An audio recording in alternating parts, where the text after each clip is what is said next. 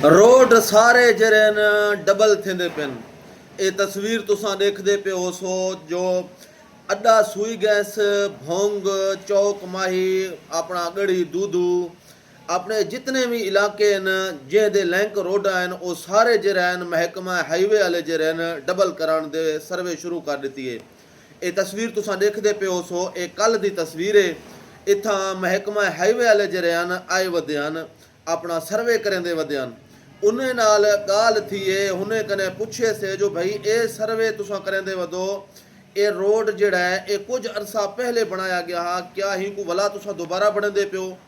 उन्हें दा आखण ये हा जो भाई भोंग इंटरचेंज दी वजह कने जड़ा है ये जेरे लैंक रोड है न जिवें भोंग ता माही चौक रोड थी गया अपना सुई गैस लैंक रोड थी गया ये जेरे लैंक रोड है सारे डबल थी वैसन इन्हें को डबल करे सू तो वला पूछे से जो भाई कितना अरसा लगवे से तो उन्हें दा आखण ये आ जो भाई 5 तो 6 महीने लगवे सन जेंदे बाद जड़ा है ये रोड जितने भी हैं ये सारे डबल थी वैसन क्योंकि इंटरचेंज मुकम्मल थी वाली है तो ही दी वजह कने जरा ये सारे रोडे को जरा है अपना कारपेट रोड भी बनाया वैसे और डबल किताबे से। बहुत शुक्रिया।